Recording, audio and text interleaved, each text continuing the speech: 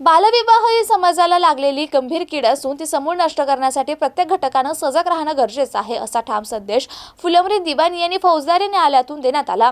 फुलंब्री न्यायालयात जनजागृती शिबिराचं आयोजन करण्यात आलंय.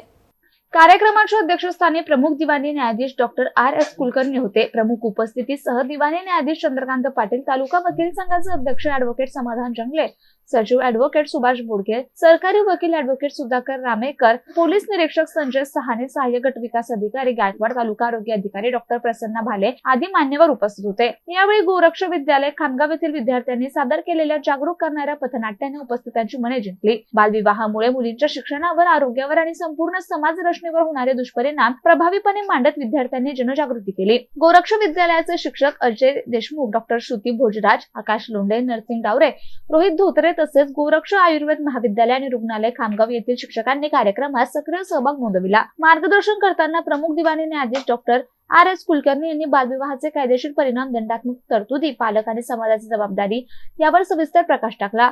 बालविवाह रोखणे ही केवळ प्रशासनाची नव्हे तर संपूर्ण समाजाची सामूहिक जबाबदारी आहे, असं त्यांनी सांगितले. कार्यक्रमाचं सूत्रसंचालन ॲडव्होकेट शाहबाज शेख यांनी केले, तर ॲडव्होकेट राहुल गंगावणे यांनी आभार प्रदर्शन केले. यावेळी तालुका वकील संघाचे सदस्य advocate Asif Patel, advocate Balasaheb Jadhav, advocate Amol Dhepale, advocate L.D. Pagure, advocate Shailesh Arak, advocate Prakash Thorat तसेच न्यायालयीन कर्मचारी मुंडे मॅडम, संदीप साळुंके, ज्ञानेश्वर पारखे उपस्थित होते.